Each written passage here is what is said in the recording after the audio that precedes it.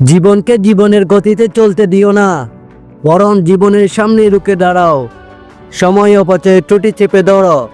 আজকের সকালটা, আজকের দিনটা তোমার জন্য ইফেক্টিভ না হলে এই মাসটা, এই বছরটা তোমার জন্য ইফেক্টিভ হবে না।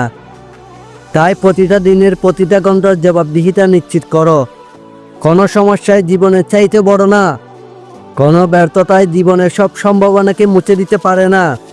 কারো অভিমত, কারো ভালো লাগা, কারো পাশে থাকার উপর তোমার বেঁচে থাকা নির্ভর করতে পারে না। কোনো প্রেমই জীবনের সর্বোচ্চ হবে না। তোমার জীবন তোমার চিন্তার চাইতে বড়, তোমার ইমোশনের চাইতে বড়। হতাশা কাটাতে জীবনকে ধাক্কা দাও, নিজের ভিতরে স্পৃহা জাগাও। স্টেপগুলো, চিন্তা ভাবনাগুলো কন্ট্রোল করো, লাইফ কন্ট্রোলে চলে আসবে। আজকে যে অবস্থানে আছো সেটাই তোমার বাস্তবতা। বাস্তবতাকে স্বীকার করো, প্রকাশ করো, চেপে রেখো না, চাপ বাড়বে।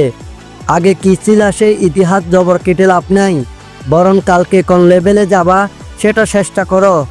সাথের বন্ধুদের অবস্থান চিন্তা করে হতাশার বীজ না এনে চেষ্টায় তেজ আনো।